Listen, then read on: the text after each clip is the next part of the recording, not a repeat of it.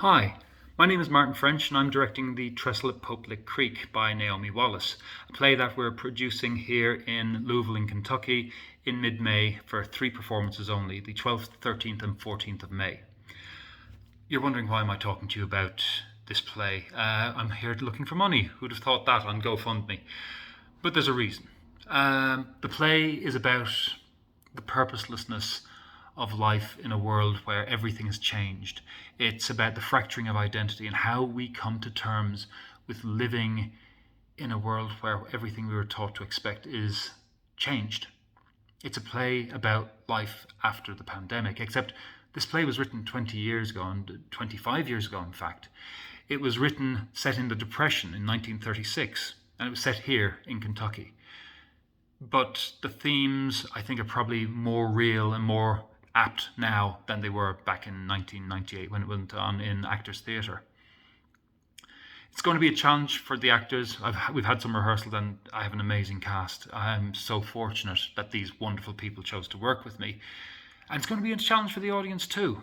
But those of you who join us on this journey will be well rewarded with this. Now we're fundraising because this is a play we believe everybody should see. Or at least we believe that if you need to see it, you should be able to see it regardless of whether you can afford to see it or not. So we are aiming to charge what you can for performances. Rather than say, oh, it's $15 a ticket or $19 a ticket, no matter what price point you put down, somebody's going to be ruled out by it. So some people can pay $50 for a ticket. Great. Some people can only pay maybe $1. Whatever level you come at, we would be glad to welcome you along. However, that isn't fair on the humans who work on this show, the cast, the crew, myself even. But this is where you come in.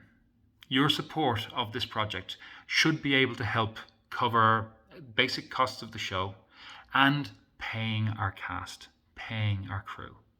It's not fair for them to carry the burden so that everybody else can see it. And hopefully we will get full houses, but I don't even know if that will cover everything in terms of what we're looking for financially. Now, the good news is I'm very good at cutting costs where costs can be cut, but I don't want to skimp on people, particularly now after the pandemic and given the play that this is. You understand me, don't you?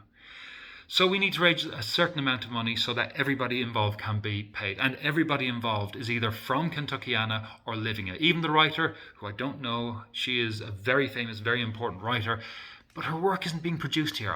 When's the last time you saw a Naomi Wallace play produced in Kentuckiana, in Louisville? I haven't. I'm here 11 years now.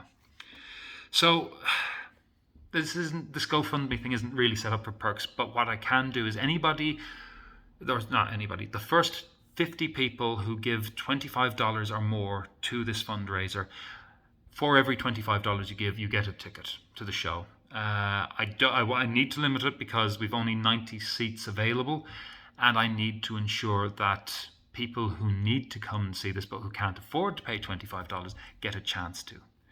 So if you give me $75 and you're in quick enough, that's 3 tickets for you. This is the only way I'm selling tickets in advance or online, is through donation, because it's not some kind of crazy workaround around tax or anything like that. It's simply a case of trying to ensure that the focus from our end is on performance and that the focus from your end on is enjoyment, and you don't have to be worrying about it.